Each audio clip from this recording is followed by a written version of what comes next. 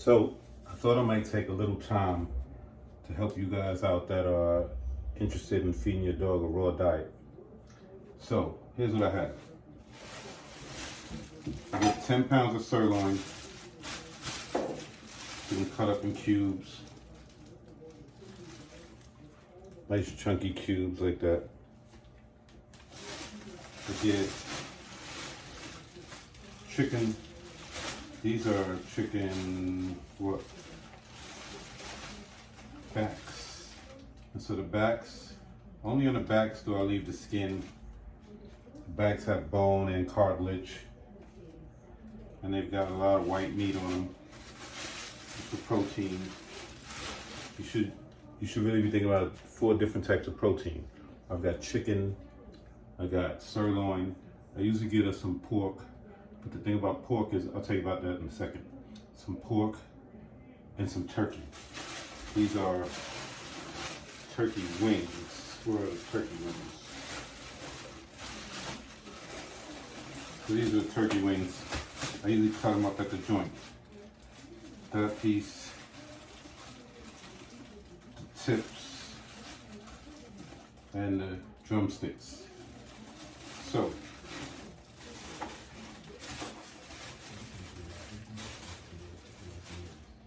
more turkey wings over here. These are chicken leg quarters. Chicken leg quarters are excellent because they've got a lot of the mixture already done that you're gonna want. These are some gizzards. I got gizzards. This was a whole beef tongue that I sliced up. Slice them up like this. This is some beef liver. I usually use some beef kidney. No heart. I'll get back to the heart thing in a minute. These are some sardines packed in water. You can give your dog some fish. Fish is really good for them. The omega-3s in the fish is really good for them.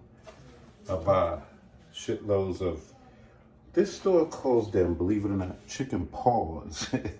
Never heard of chicken paws. I give a chicken feet, a whole shitload of chicken feet. This is 100% pure pumpkin. This here, I use my Ninja to liquefy some spinach for her. See, dogs don't really digest vegetables really well, so if you're gonna give them vegetables, for the most part, dogs in the wild or wolves in the wild will really get their vegetables from, let's see the beast in question. That's Sheba. Sheba eats nothing but raw meat. She goes crazy around the raw meat. She loves it. In the wild, wolves would usually get their vegetable content from the stomach lining of the animals they eat, because they won't eat vegetables because they can't really digest vegetables. So what you got to do for them is get it pureed or liquefied. The pumpkin is really good for your dogs, especially if your dog is growing up. There's a concoction real quick I don't want to tell you about. You get some rice, boiled rice, no seasoning whatsoever, 100% pure pumpkin, and some boiled white meat chicken. If your dog is having bowel problems where, like, maybe it's got diarrhea or something like that, that will bind them up really well.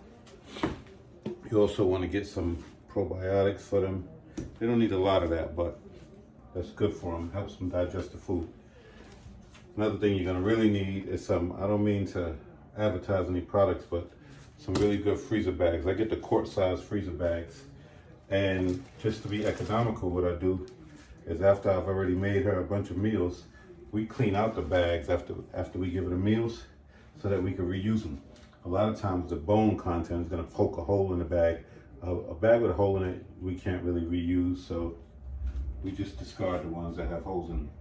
So this can be pretty expensive, and what I do is I go to some place like Western Beef, because the sirloin of Western Beef might be like $4.99 a pound, and they'll cut it up for you any way you want.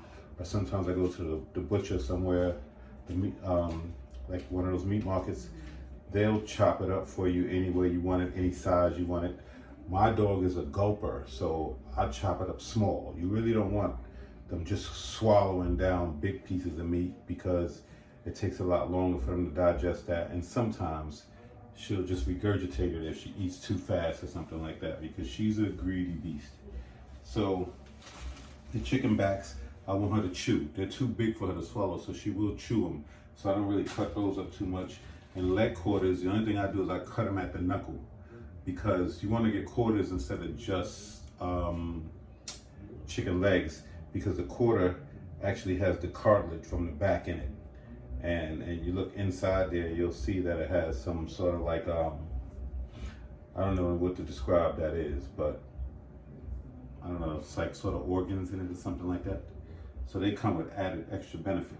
So you got to remember this: you only want to feed your dog raw meat, like up to say 3 to 4.5% of their body weight. My dog's 128 pounds, so I'm feeding her something like 3.5 to 4 pounds of meat a day.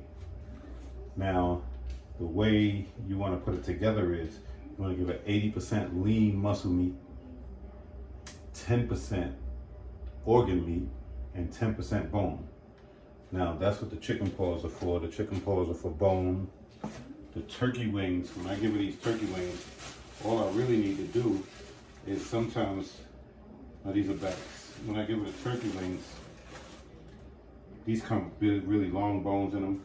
I'll add the tips to these just for bone content. And I should be good with bone, especially when I give her the drumstick part. Like that big bone in there, that's enough bone to make up, you know, like, because I feed her 3 times a day. You can feed your dog 2 times a day, 3 times a day. I like to feed my dog 3 times a day.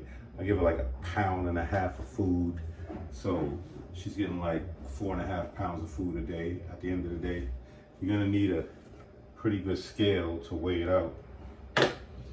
And what I'll do is just, let me show you how to make, you know, a couple of meals. So once again, these are used bags. So I use them first. I take some sirloin. Now, I've been doing this for a little while, so I'm pretty good at just, you know, feeling it out, figuring out how much is the right mixture. So I want to give her chicken and beef at the same time. And now, the beef tongue, you don't want to give her all beef tongue. I use just like a little bit of beef tongue in each meal. So I would figure that that's about a good ratio of 80%. And then 10% organ meat, which is liver. A lot of people think heart is organ meat, but heart is not organ meat. Don't mistake that. And so I give her liver, and then I give her these chicken, what do you call them? Gizzards. That's chicken organs. And so if I throw that on the scale right now, only thing I'm missing right now is bone. Even though that back had a little bone, that's 1.09, 1 pound, 09 ounces. So what I'm gonna do is I have some feet left over from the last time. And depending upon the size of the feet, I'll add like 3 or 4 of them just for bone content. Those aren't that big, so I'm gonna put about 4 of these in there. Drop that on the scale, and I'm looking at, oh man, I put that in the wrong bag. I put that in the gizzard bag, sorry about that. Stay organized here. I put that on the scale, and I got a little over 1.5 pounds there. So what I also want to do is give her just a little sardine for the omega-3s. Give her about a teaspoon of pumpkin. I might give her a teaspoon of spinach in the next meal, but that's one breakfast for her. Squeeze it out, get the air out the bag, because I need a lot of room if I try to make about a good 2 weeks worth of meals. So that's one. Then maybe another meal I want to put turkey. So I'm not gonna have to add any bone to this because of that big bone I told you about. So all I need to add here is a little beef, just for the lean muscle meat. So I got some turkey meat on that bone, and I got a few cubes of the beef, comes to what, 1.02. I'm gonna add a little tongue there. I'm gonna add a little liver and a few giblets. So right now you might see me going in and out of each bag, and there might be some people might be concerned with cross-contamination. But here's the thing, I'm using it all. So I'm not gonna put anything back in the refrigerator, so I'm not really gonna be concerned with cross-contamination. So I've got bone, lean muscle meat, and organ meat in the ratios that I need. Once again, I'm gonna add a little bit of pumpkin in that. And that should be a pretty good meal. Weigh it out. I got 1.8 ounces, which is exactly 1.5 pounds. So, I also told you you want to add a little probiotic. I don't add probiotic to every meal. I'm going to get a different spoon for this. I don't add it to every meal because I don't really believe she needs it. She goes frequently. She usually goes like twice a day. So, boom, that's all she really needs. So here's the thing. One thing about raw feeding is that if you've been feeding kibble, you've noticed that you have these big, huge dumps when she goes to the bathroom. On a raw diet, it looks like a little dog did it. She hardly gives out any meat, anything, because basically she's consuming it all. On a raw meat diet, she's using it all. I would say she's not really excreting anything. So I'm gonna go chicken heavy on this. Put 2 bags in here. Now, when I do the leg quarters, I take off the fat, the skin, because the skin is high in fat. But with the backs, there's not a lot of fat in the backs. No fat back. So this is the tip of the tongue. So I'm not too concerned with that. So I don't have that much bone in that because, like I said, that's the back. So I'm gonna add a few feet in here. I don't know if I need to go full feet, only because, ooh, you stay there. 104, so I'm gonna add just another cube because I once again want it to be 1.5 pounds. That's about 1.25 pounds right there. A few smaller cubes. You have to really clean up this area afterwards if you drop the meat all on the countertop. And I said I got about 1.5 pounds there. Again, I add some sardine for omega-3 content. You might want to give her just fish. Sometimes I've seen people give a whole fish. Pretty good for them. You never ever want to give your dog cooked bones. Cooked bones can sometimes, like, people will eat their chicken wings and toss the bones to the dog. Cooked bones can splinter and can stab them on the inside. Your dog might end up with some internal bleeding or something like that, and you're in trouble.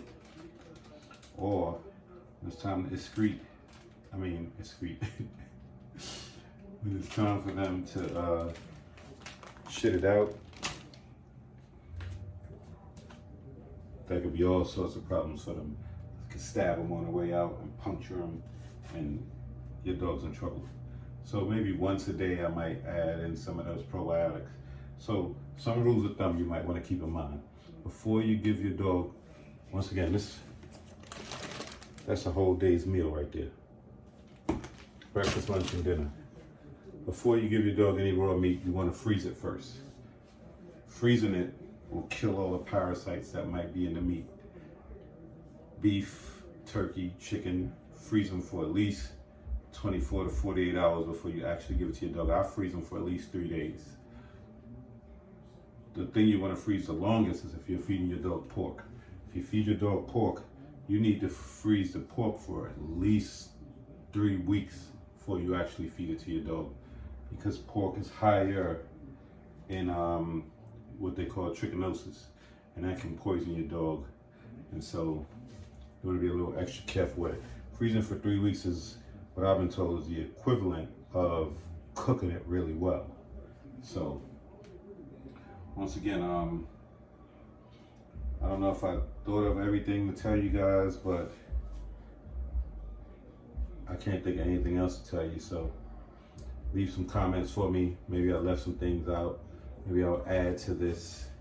I'll bring the spinach over here so I can add some spinach to some of the meals. And or maybe I'll make a new video adding some things.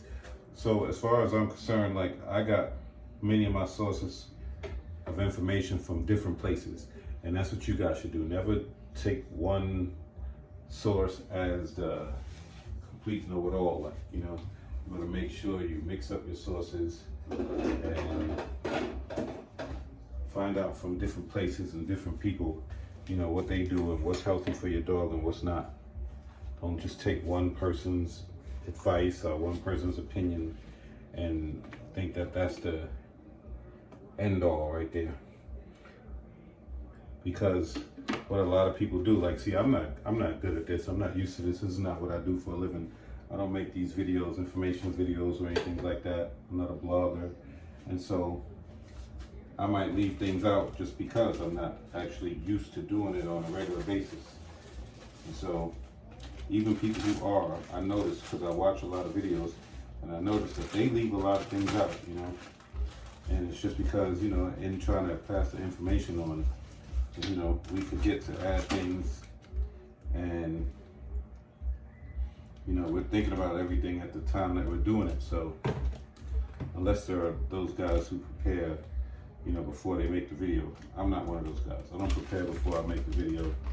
I'm not a pro at this, like I said. So some things I know that I probably left out, and, you know, if you have any questions, I guess you could put them down below, or like the video. I always see them say that. They would say, make sure you like the video, and I think you can subscribe to me. I'm not sure. I haven't, you know, really got deep into this yet to know whether or not. Yeah. You can subscribe to me. I'm gonna put a little yogurt in that. Also, I'm gonna put a little spinach in this one this time. It's a teaspoon worth. You don't need a whole lot of spinach, a whole lot of vegetable content. It just makes it harder for them to digest. Once again, that's about 1.5 pounds right there. 1.8 ounces. So, holla at your boy. Let me know what you think.